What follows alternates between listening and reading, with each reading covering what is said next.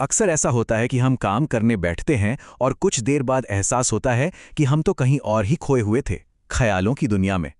आज के इस विश्लेषण में हम इसी डे ड्रीमिंग यानी दिवा स्वप्न के जाल को समझेंगे और जानेंगे कि इससे बाहर कैसे निकला जाए। तो चलिए शुरू करते हैं। ये समझने के लिए कि ये जाल कितनी आसानी से किसी को भी फंसा सकता है, एक बहुत ही आम सी स्थिति को देखते हैं। ये है राहुल। राहुल ने आज तय किया कि वो 2 घंटे लगाकर अपना जरूरी काम निपटा लेगा। फोन दूर रखा है, टेबल एकदम साफ है, मतलब ध्यान भटकने का कोई सवाल ही नहीं। माहौल एकदम परफेक्ट है। लेकिन काम शुरू करने के कुछ ही देर बाद उसे अचानक महीनों पुरानी एक बात याद आ जाती है। उसके एक दोस्त ने मजाक में कहा था, यार तू इतनी टेंशन मत ले, हर किसी का सिलेक्शन थोड़ी होता है। बस दिमाग को भटकने के लिए ये एक ख्याल ही काफी था। और अब जो होता है वो बहुत दिलचस्प है। वो एक ख्याल दूसरे ख्यालों को खींच लाता है और राहुल का दिमाग एक दूसरी ही दुनिया में पहुंच जाता है। वो सोचता है कि उसका सिलेक्शन हो गया है, वो एक शानदार गाड़ी से उतर रहा है और वही दोस्त सामने खड़ा है, उस ताने का जवाब अपनी सफलता के तमाचे से दे दिया है। तभी दरवाजा खुलने की एक हल्की सी आवाज आती है और राहुल का ध्यान टूटता है। वो घड़ी की तरफ देखता है। 30 मिनट बीत चुके हैं। काम जहां का तहां पड़ा है और अब तो काम करने का जो थोड़ा बहुत मोटिवेशन था वो भी खत्म हो गया है। तो डे ड्रीमिंग असल में यही है। ये दिमाग का एक शॉर्टकट है, एक तरह का मानसिक पलायन जो हमें फौरन अच्छा महसूस कराता है, एक डोपामीन किक देता है। और यही असली जाल है। जब दिमाग को ख्यालों में ही सफलता का इनाम मिल जाता है तो उसे असल दुनिया में मेहनत करने की जरूरत ही महसूस नहीं होती और इसीलिए यह काम करने की इच्छा को ही खत्म कर देता है। राहुल की कहानी कोई अनोखी नहीं है। अब देखते हैं कि ये समस्या असल में कितनी बड़ी और कितनी गंभीर हो सकती है। तमिलनाडु के एक कॉलेज में हुई एक रिसर्च के नतीजे सच में चौंकाने वाले हैं। लगभग 70% स्टूडेंट्स हर दिन कम से कम 1 घंटा डे ड्रीमिंग में गवा देते हैं। इनमें से आधे यानी 35% स्टूडेंट्स 2 घंटे से ज्यादा और 14% तो 4 घंटे से भी ज्यादा का कीमती समय सिर्फ ख्यालों में खो देते हैं।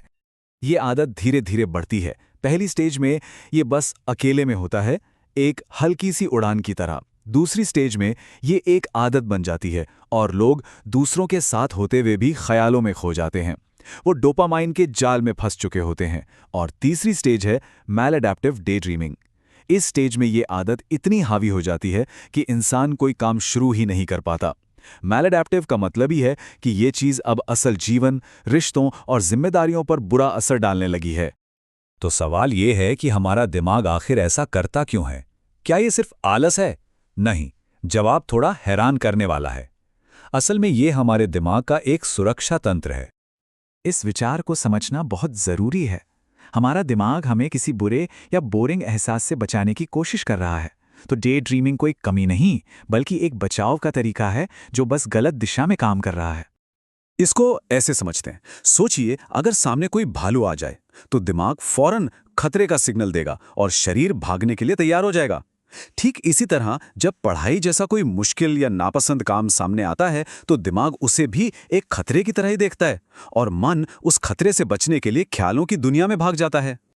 इसे कॉपिंग मैकेनिज्म कहते हैं। ये ठीक वैसा ही है जैसे किसी से नजरें मिलाने की बेचैनी से बचने के लिए फोन चेक करने लगना।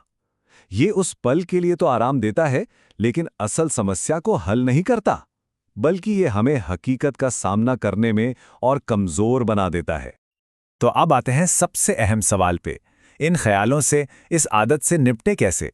इसकी शुरुआत एक बहुत ही शक्तिशाली मेटाफर यानी रूपक से होती है। अपने ध्यान भटकाने वाले ख्यालों को एक जिद्दी भिखारी की तरह देखिए। अगर उसे भीख देंगे यानी अपने ख्यालों पर ध्यान देंगे तो वो रोज आएगा और ताकतवर होता जाएगा।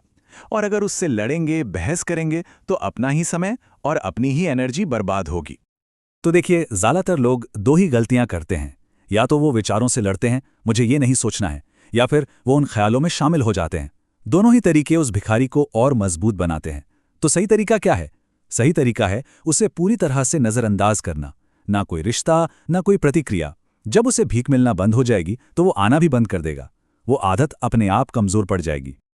और यही सबसे पहला और सबसे जरूरी सिद्धांत है, यह समझना कि हमारे पास ये विकल्प है, ये शक्ति है कि हम अपने विचारों पर प्रतिक्रिया ना दें।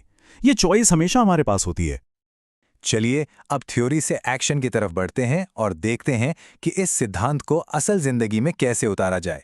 इसके लिए 4 बहुत ही प्रैक्टिकल तकनीकें हैं। तो ये हैं वो 4 तरीके। पहला, एक जर्नल मेंटेन करना ताकि अपने विचारों के पैटर्न को पहचाना जा सके। दूसरा, जब भी खुद को ख्यालों में खोया हुआ पाएं तो जोर से बोलकर उस सिलसिले को तोड़ना। तीसरा, खुद से एक बहुत ही अनोखा सवाल पूछना। और चौथा, रोजाना ध्यान करके अपने दिमाग को शांत रहने की ट्रेनिंग देना। लेखक एकार्ट टॉले की ये तकनीक बहुत ही असरदार है। बस खुद से पूछना है, मेरा अगला विचार क्या होगा, और फिर इंतजार करना है। जितनी देर अगले विचार का इंतजार होता है, उतनी देर के लिए मन एकदम शांत हो जाता है, क्योंकि उस पल में सोचने वाले नहीं बल्कि देखने वाले बन जाते हैं। और सबसे अच्छी बात यह है कि इसके लिए घंटों की जरूरत नहीं है।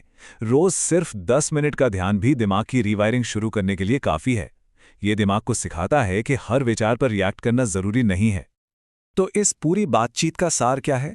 यही कि हकीकत से भागने के बजाय उसका सामना करना सीखें। हमेशा याद रखें कि किसी भी विचार पर प्रतिक्रिया ना देना हमारी अपनी शक्ति है, हमारा अपना विकल्प है। अपने थॉट पैटर्न्स को पहचानें और उन्हें तोड़ने के लिए इन बताई गई तकनीकों का इस्तेमाल करें। और जैसा कि स्वामी विवेकानंद ने कहा है, जो पीठ दिखाता है उसे कभी मन की शांति नहीं मिलती। चाहे वो कोई स्टूडेंट हो या कोई प्रोफेशनल, चुनौतियों से भागकर कभी भी मन का सुकून हासिल नहीं किया जा सकता। डे ड्रीमिंग एक नकली दुनिया बनाती है, एक ऐसा महल जो हवा में है। सवाल यह है कि उस नकली दुनिया को छोड़कर आज अपनी असली दुनिया में क्या बनाना पसंद करेंगे। फैसला हमारा है।